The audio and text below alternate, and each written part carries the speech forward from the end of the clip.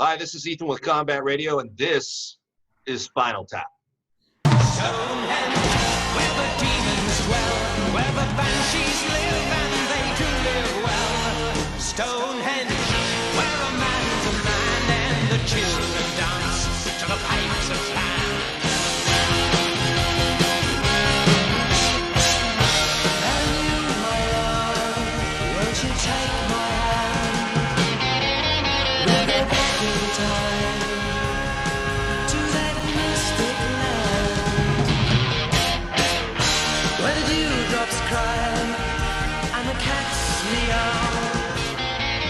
I will take you there, I will show you how.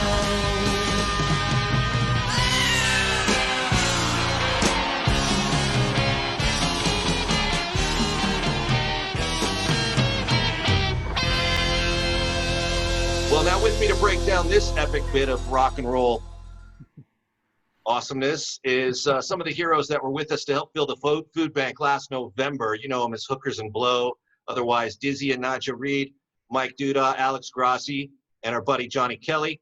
Alex, actually, I should point out right out of the gate, just donated a guitar lesson and put about 400 meals in the food bank last month. So props to you, buddy, before we get started. Nice Nice work. Yay! So, Spinal Tap, from exploding drummers to a trip to Graceland, pretty much a movie that works on very many different levels. But one of the things I like about it, honestly, is the songs are good. But you guys are the rock and roll legends. When you watch this movie, is it like watching a Vietnam documentary for you, or how do you guys feel about this movie? Who wants to start?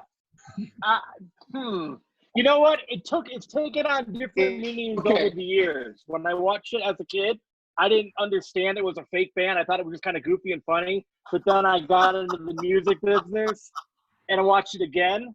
And then about 10 years later, I watched it again. And now I haven't seen it in a couple of years, and I imagine I have even more things I can relate to it. So it gets older with time and more relevant with time if you're in this business. For me. And then we started this band. Yeah. Then there's this. Well, I can't believe you guys don't have Stonehenge in your lineup. Every scene from that movie I've lived through in real life, at least twice. The thing about that movie is At least twice. I've been to Stonehenge. people were in the know. I mean, they knew the business. They knew what happens. You know, the manager, Ian Faith. Ian Faith. Nails it. That's the, you know, just spinning the everything just to make everyone feel better. It's incredible. Yep. So would you guys? It's true, man. That movie's a nightmare. I love it, but it's a nightmare. It's a reoccurring nightmare. That movie is so fucking it's so fucking horrible. It gives me such an anxiety. It's like walking around a crowded mall all day. So Kenny can't watch everybody all fucking day. Kenny refuses to watch that movie. He won't watch it anymore. It's something that when you're on tour, It gives me an anxiety. you don't watch it. You know, you don't have, if someone has it on, you go, no, it's like a jinx almost. Yeah. So it's so dead on, really. Yeah. There is like an unwritten rule where you can't have that movie on the bus, right? Is that correct? Or? Right. No, yeah, sure. Yeah. Is that an unwritten rule? That's hilarious. I always have it with me.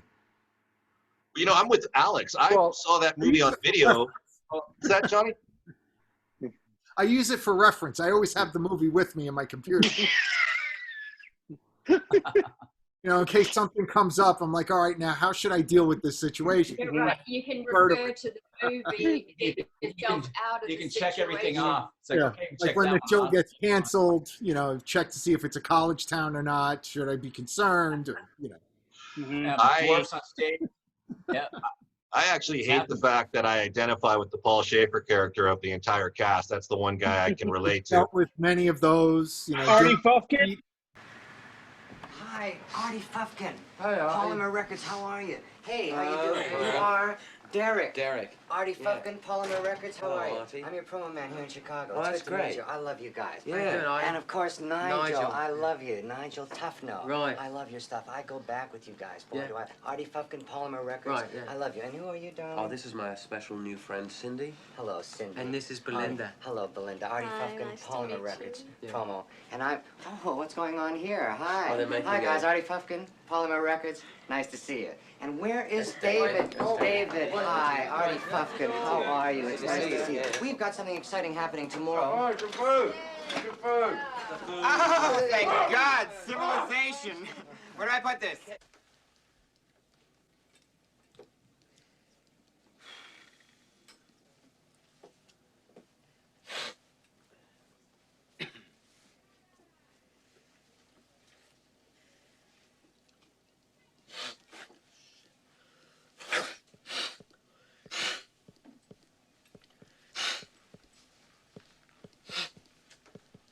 What are you doing to me here?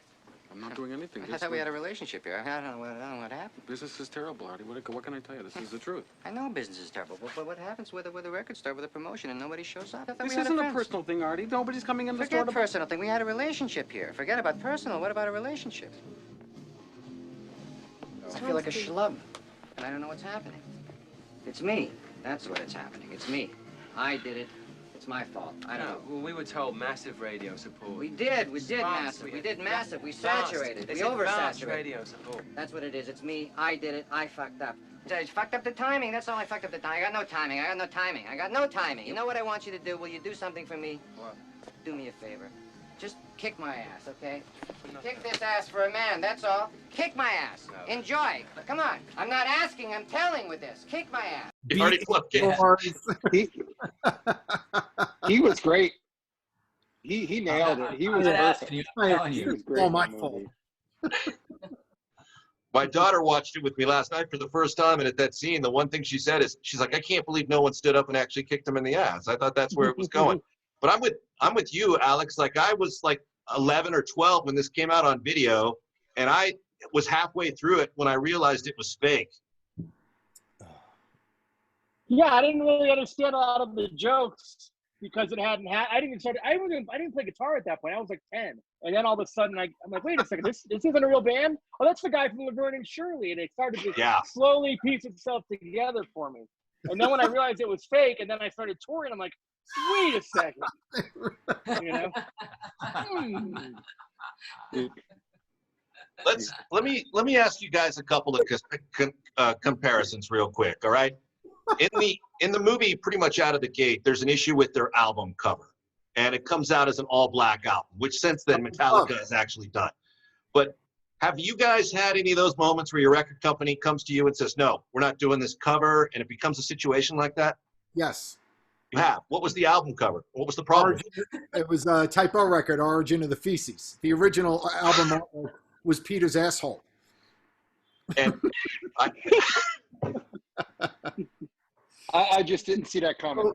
So I remember that. I had that. I remember that. Yeah, we've been trying to do for a reissue for years to have it as a scratch and sniff cover. They refused to go for it. And we tried typo. We just released the masks. Yeah. And we tried to get an Origin of the Feces mask. There's an asshole on your face. I don't know. I know a lot of people like that. Warner wouldn't go for it. They said no. Yeah. What the hell? Lighten up. They have no sense of humor. Yeah, apparently not. Anyone else have a situation? I don't know if you guys are going to be able to top that one, but anyone else have an album cover issue? No, you can't top that.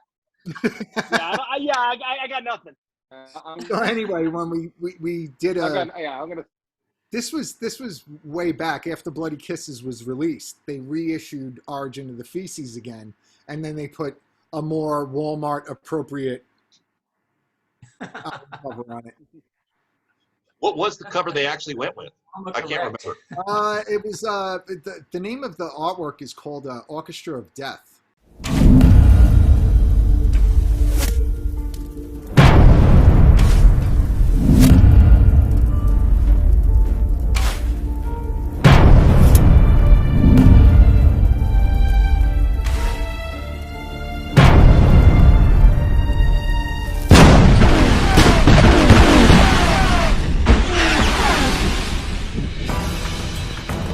They were known as Lucifer and the Men with Painted Faces when they burned New Orleans to the ground.